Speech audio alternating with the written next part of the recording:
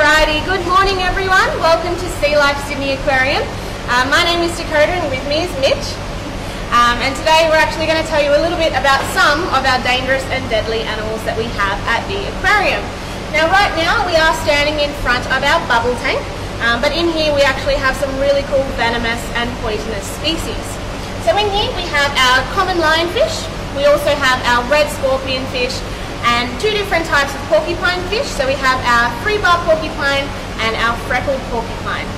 Now, one of the most common questions that we have about this dangerous tank, because these guys are both, or because they are poisonous and venomous, is what is the difference between both poison and venom? Really simple answer, poison is something that you ingest, whereas our venom is something that is injected into the skin. Now I'll start off with our lionfish. So you can see these guys are the stripy ones just here. They are red and white, sometimes a little bit brown, but we do have 6 of them in this tank, and they are our common lionfish. Now these guys are venomous, and if you have a look at all of these little fans on top of their back, these are their dorsal spines, and there are 13 venomous spines on that back. Now if you can see from there, you can also see the front of their face. They have these 2 little appendages. Now they actually use these as a way to lure in their prey. So they won't go chasing after their food. They will wait, use those little appendages to lure their food in, and then they'll go after that food from there. Something else that's really cool when it comes to catching their food is their pectoral fins. Now if you have a look, hopefully one will help to the front of the tank. If you have a look at their pectoral fins, which are the ones on the side, you'll notice that they are quite pretty, but they can block their prey from escaping from either side. Now, if you do get stung by these guys at all, the best thing that you can do is of course seek medical assistance, but also soak your affected area in some hot water, and that'll actually break down the venom in that spot. Now, these guys as well are actually found in Indo-Pacific regions, but they are actually an invasive species. So what this means is that they are actually found in areas and have actually created a population in areas where they're not normally found. For example, in the Atlantic Ocean, there are a few populations there as well. Now, also guys, if you have any questions at all, we do have Luke behind the camera and he's going to ask any of your questions to us.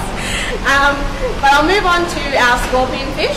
Now, the scorpion fish are also known as red rock cods. So whichever you want to call them, they are both correct. But these guys, they like to hide and tuck themselves on little ledges. So you can see one of our largest scorpion fish, his name is Hank Scorpio, and he's just resting on the top of that big rock there. Now similar to the lionfish, these guys also have the venomous spines along their back, but instead of 13, they do have 12 of them.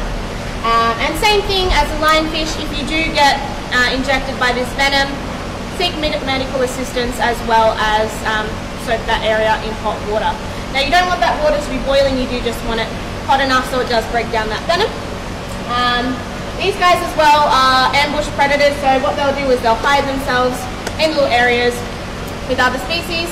That poor little prey is going to come along, and because their mouth is so massive, in one big open mouth, they can just suck in that prey straight into their bellies.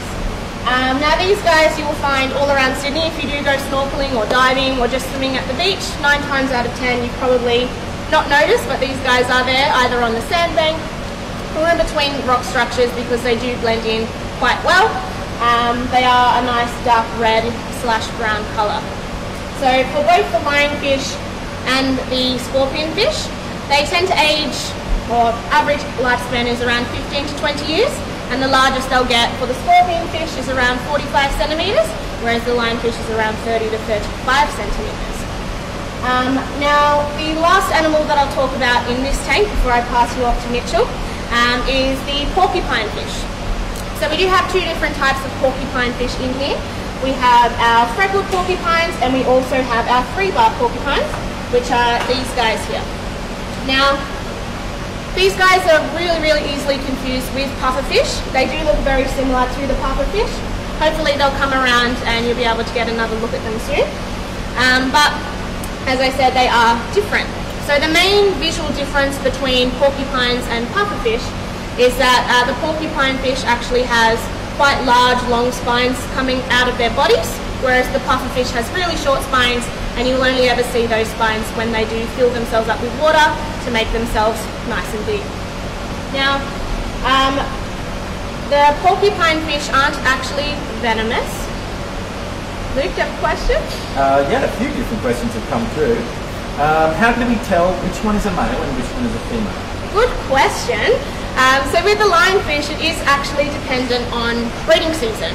So the females, during breeding time, they do become quite pale, whereas the males, they actually become quite a dark colour. So like a dark brown, and the females can become quite a light pink / light red, and white as well.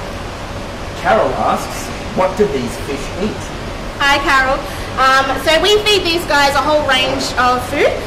So we start off with little bits of chopped up prawn. We'll feed them whitebait, which is just a really small fish. We'll throw in some red spot whiting that's nice and chopped up for them. Red spot whiting is just another type of white fish that we have in here. And every now and then the scorpion fish do get a pilchard tail or so. And if they're lucky, they will get some mussel pieces as well.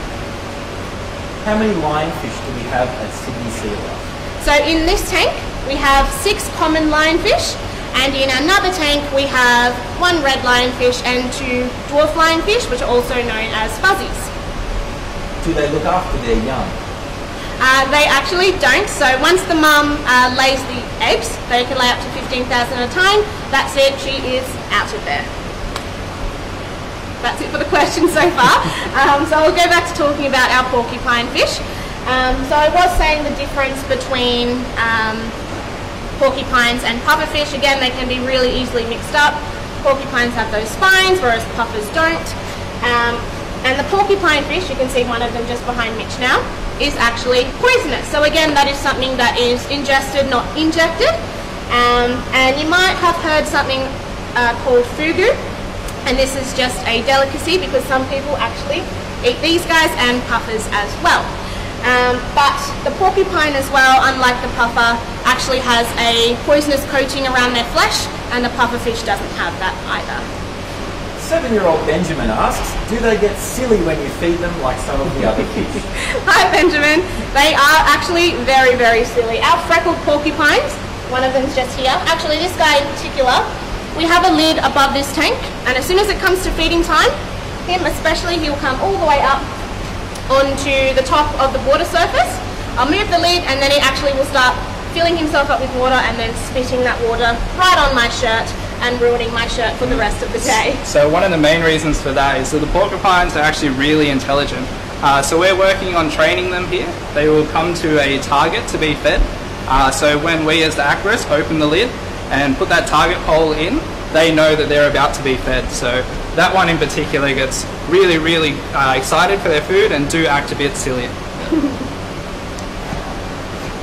The questions. But another really cool thing about the porcupine fish, different to the puffer, is that all of their teeth are actually fused together to make a really hard plate, and that is to help them crunch through any kind of crustaceans that they'd find to feast on, which is really cool as well.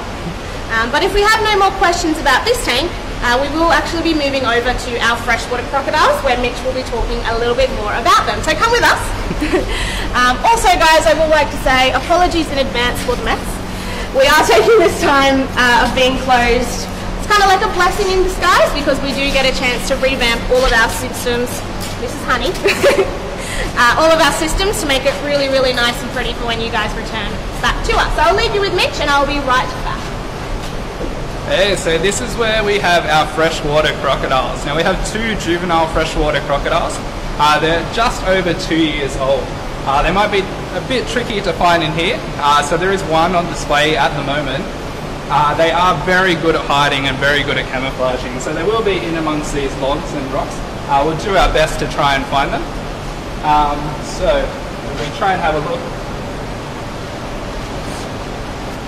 Now, freshwater crocodiles are endemic to Australia, so they're only found here. They are a lot smaller than their saltwater counterparts, so at fully grown, they'll be about 3 meters long. These guys will reach sexual maturity, which is what we consider adulthood, at between 15 and 20 years, which is between 1.5 and 2 meters of length. So as you can imagine, these guys are only about 40 centimeters long at 2 years old, so they do still have quite a way to go before they reach that length. So they are found in tropical Australia. They do like the warm weather. So this tank that we have here is heated. The water sits at around 28 to 30 degrees. They do like it to be nice and hot, and we do have heat lights and UV lights above. And now for you guys to meet one of our crocs. This is Snappy. So as you can hear, that's a little call that they would usually do to their parents if their parents are around. How long do crocodiles live for from Aiden, the left? Thanks for the question, Aiden. So these guys can live anywhere between 40 to 60 years, but it is estimated that they can actually live up to 100 years, so they can really live for a long time. These guys are only 2 years old, so they still have a lot of life left in them. How big do freshwater crocs get? Yeah, so freshwater crocs, fully grown, will reach a maximum of around 3 meters. So not quite as big as the big salties that are out there. They get up to 6-7 meters, but still 3 meters is pretty impressive. So these guys, as I said, they do live up in tropical North Queensland. They usually are found in freshwater ecosystems, as their name indicates. So things like billabongs and creeks, rivers and lakes is where you will typically find them. Now, in terms of how dangerous they are to animals, to humans, they aren't really considered dangerous to people. They are quite a shy croc, so they will usually run away if people are around. But that's not to say they can't cause damage. They do have a pretty big and pretty sharp teeth, so if they do feel threatened, they will attack as a defense mechanism. So it is best to continually keep your distance. Freddie wants to know, how do crocs breathe underwater? Yeah, good question. So they are able to hold their breath for quite a while. Crocs often will be found sitting at the top of the water, where they are able to have just their snout and their nostrils and their eyes just above the water, so they can breathe air from there, but they do remain hidden, which is good for both keeping themselves safe and as a way for them to find prey. 6-year-old Sam asks, do they have coloured eyes? Yeah, you can get up close and we'll see their eyes, so come on in. So it is that yellowish colour, which is pretty typical for them. They do have the large black pupils, which they use for sight, so you can see they do have pretty decent eyesight and they are able to see underwater. 6-year-old Ash wants to know, what do the babies eat? Yeah, good question, Ash. So they eat a wide variety of food sources. So we feed them things like insects, like crickets, but now that they're getting a bit bigger, they're moving on to crustaceans like yabbies, and also things like fish, small fish that we call whitebait. 8-year-old Lily wants to know, how sharp are their teeth? Good question, Lily. They're very sharp. I would definitely keep my distance. Yeah, we don't put our hands anywhere near them, and that's why Dakota does have these gloves on. So she does have 2 pairs of gloves under there for extra protection. Yeah, they are very sharp indeed, so I wouldn't want to touch them at all. Are their eyes waterproof? Ooh, good question. So they have an eyelid which they are able to cover their eyes, and the eyelid itself is a membrane that is waterproof. So awesome question. Oh, so we'll get up close to Snappy here and check him out nice and close. While you're getting in close, you can answer the question from Sam, who's 6. Do they have a tongue? Hi Sam, good question. He does have his mouth wide open there, so let's get up close and have a look.